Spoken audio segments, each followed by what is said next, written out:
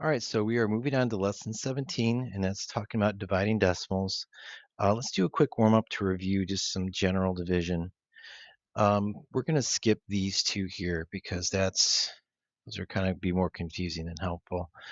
For this one, we have 20 divided by 10, and we know that's going to be an answer of 2. We have 20 being divided by 2, and we know that's answer of 10. And 2 divided by 2, That's that is 1. But these first numbers, these are our dividends. That's what's being divided. These are divisors. That's what's doing the dividing. And then these are the quotients. So those three words are ones that are going to be really important for this lesson for today. And again, we'll just skip that for now.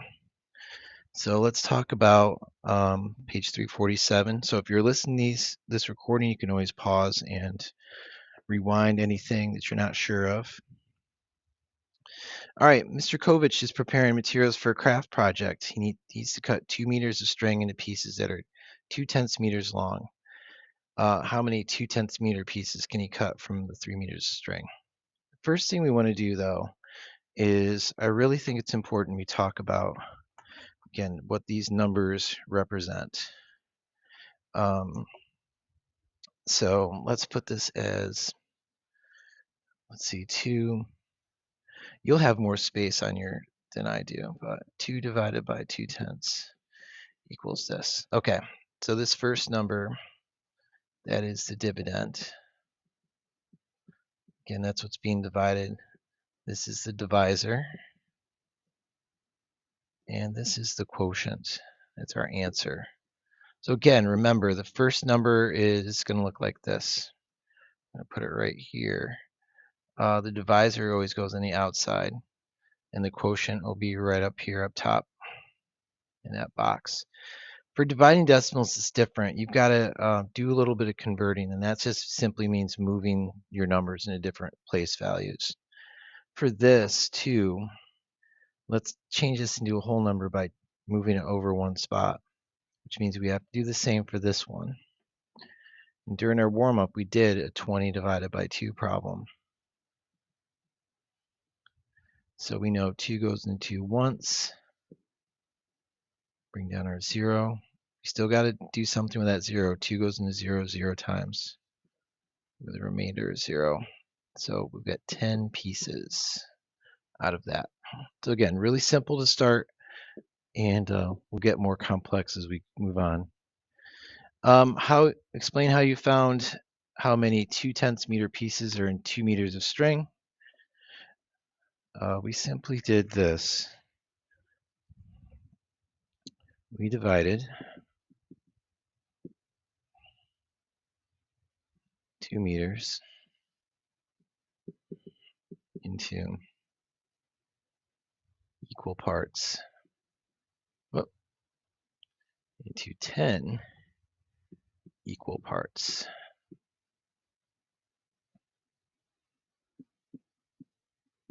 That were 2/10 of a meter long.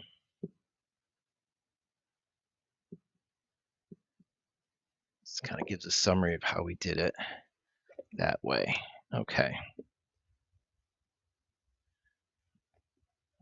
Let's look at some examples here that kind of make things make a little more sense. So you can look for patterns in division. So that's kind of what your IXL is going to be all about, is looking for patterns in moving decimals. So we have 2 divided by 2. How many groups of 2 are in 2? Well, we know that's easy. That's 1. For this one, how many groups of 2/10 are in 2? Well, if you look at our divisor shifted over 1 place value. So our quotient's going to get bigger by 1 place value. And look at this, it moved over 2 place values, our quotient becomes 100. And so basically we got 1, 10, and 100 here for those answers. So the pattern here is the smaller your divisor is, the bigger your quotient is. So notice we've got 2 in the ones, 2 in the tenths, 2 in the hundredths. And look what happened to our quotients. They kept getting bigger and bigger and bigger. as they go. So your size of your divisor is going to really affect how big your answer is. So C asks, doesn't give me much room here. How does the quotient compare to the dividend when the divisor is greater than 1 and the divisor is less? Well, we just talked about that.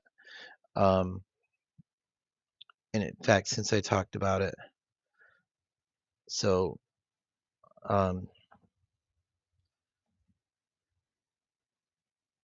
decimal, how do I put this? Divisor less than 1 equals larger quotient.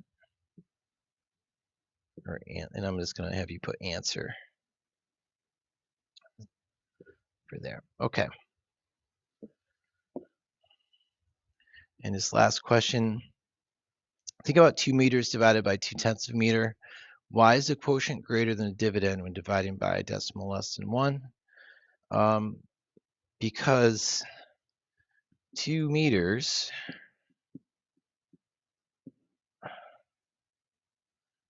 is split into 10 pieces